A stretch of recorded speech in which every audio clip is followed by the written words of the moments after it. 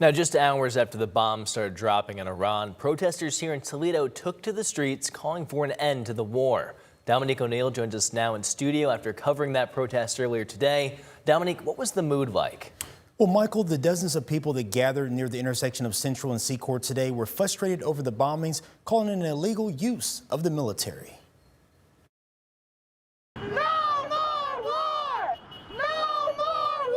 Those were the chants heard on Secor and Central Saturday afternoon. As protesters waved signs in response to the strikes in Iran, some protesters say they're worried about the conflict escalating and the ripple effects it could have globally. If we keep fighting, it's just going to make things a lot worse.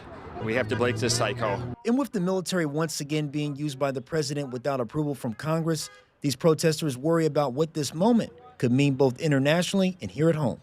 We obviously have a madman running the United States government, and he's the one that's particularly in that office. But the shots are being called by the companies that are making billions of dollars on this. That's Mike Ferner, a Navy veteran. He says as billions, if not trillions, are spent overseas, he questions why more isn't being spent at home.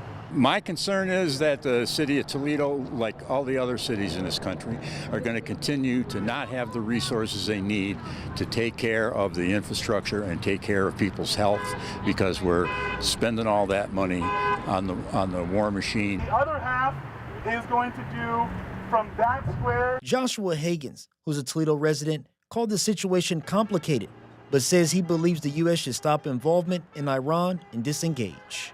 Not the United States' position to decide who is and who isn't in power. And when these kinds of conflicts happen, typically it's people like you and I who die in it. Others say they fear civilian deaths will only lead to more violence. Violence will not bring peace and democracy to Iran, to the Middle East, or to our own lives.